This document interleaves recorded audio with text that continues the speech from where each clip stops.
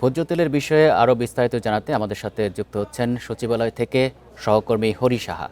হরি, বৈশ্বিক পরিস্থিতি বিবেচনায় তেলের দাম বাড়ানো হয়েছে বলে দাবি মন্ত্রীর। তবে দেশের বাজারে লিটারে 4 টাকা দাম বৃদ্ধি কতটা যৌক্তিক?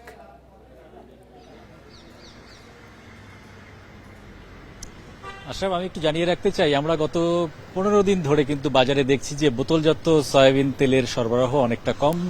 পাড়া মহল্লার দোকানগুলোতে তেমন একটা পাওয়া যাচ্ছিলই না, বড় সুপার শপে কিছু সরবরাহ ছিল বড় বড় দোকানগুলোতে।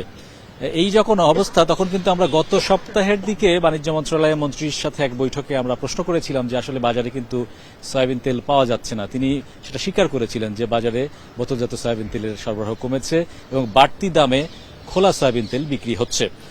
যেটা একটু আগে আপনি দর্শকদের জানাচ্ছিলেন যে এই দাম বৃদ্ধির প্রস্তাব কিন্তু ব্যবসায়ীরা কয়েক মাস ধরেই দফায় দফায় দিয়ে এসেছে।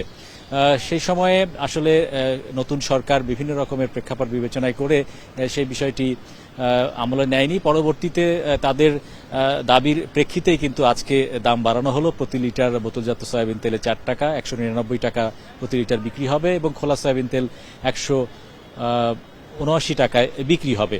মন্ত্রী যেটা বলতে চাচ্ছেন যে আসলে বৈশ্বিক যে আমদানি দর, বিশ্বের যেসব দেশগুলো থেকে বাংলাদেশে সয়াবিন তেল আমদানি করা হয় সেসব উৎস দেশে কি দামে রপ্তানি করা হচ্ছে, তার পরিবহন খরচ, পাশাপাশি সেগুলোর যে প্রক্রিয়াজাতকরণ লস হয়, সেই সব কিছু বিবেচনায় নিয়েই একটি নির্দিষ্ট কাঠামো রয়েছে, তার ভিত্তিতেই এই মূল্য নির্ধারণ করা হয়েছে বলে মন্ত্রীর দাবি।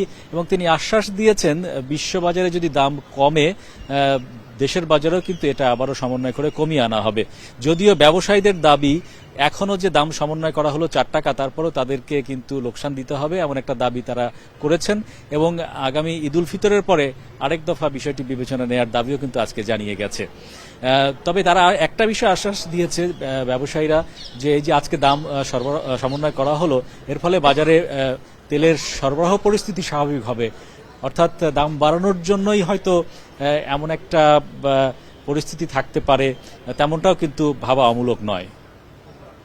সচিবালয় থেকে জানাচ্ছেন সহকর্মী হরি সাহা।